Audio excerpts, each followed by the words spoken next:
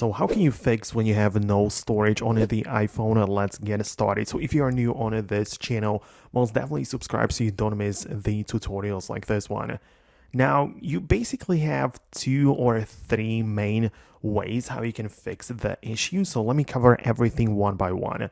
At first, we have the good old deleting or clearing of the storage. So when you go to your settings, tap on a general and go to iPhone storage, you can see how much of your device's local storage is taken up by photos, apps, and some other things as well. So you can scroll down a bit more to the bottom and you can see perhaps your photos take up a lot of storage, or some video editors, some apps, or whatever. So you can decide to delete the things that you don't need. For example, I can delete some of my large photos or duplicates, screenshots, videos, whatever is taking up the storage, I can get rid of this, right? So that is like the first way.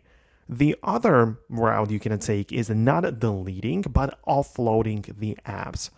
Offloading basically means that you delete the actual application but keep the data attached to that app.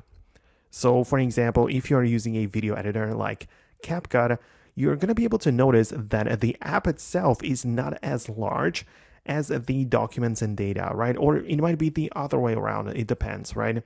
So the offloading basically deletes the app, like the installation file, but it will keep all of your data. So whenever you return back to it, you can just continue where you left off, right? So that's another good thing to consider. And the last option you have is to sync your data with iCloud or other cloud service and therefore free up the storage of the iPhone. So you can go to your main settings app of the iPhone, go to your profile at the top and go to iCloud.